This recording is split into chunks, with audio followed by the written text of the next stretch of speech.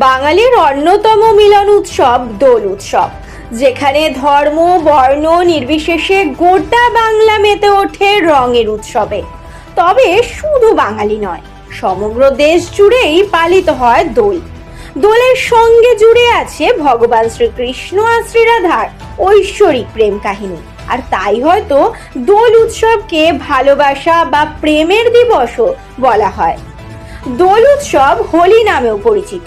তবে বিশ্বকবি রবীন্দ্রনাথ ঠাকুর এই দোল উৎসবকে এক অন্য আঙ্গিকে উদযাপন করার প্রথম দৃষ্টান্ত তৈরি করেছিলেন।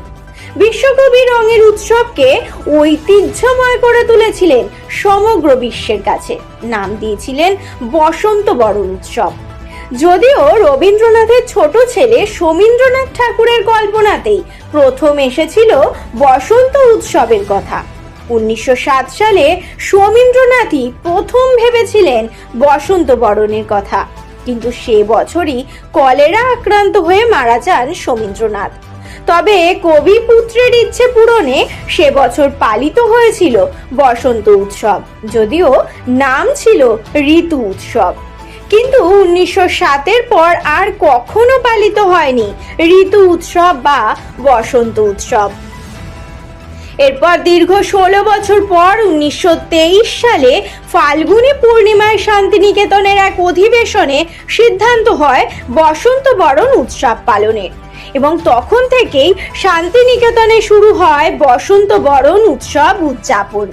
যদিও সেই উৎসবে ছিল না কোনো জাঁকজমকতা। এরপর 1925 সালে শ্রী পঞ্চমীতে রবির হাত ধরে শান্তিনিকেতনের আম্রকুঞ্জে প্রথম উদযাপিত হয় বসন্ত বরণ উৎসব।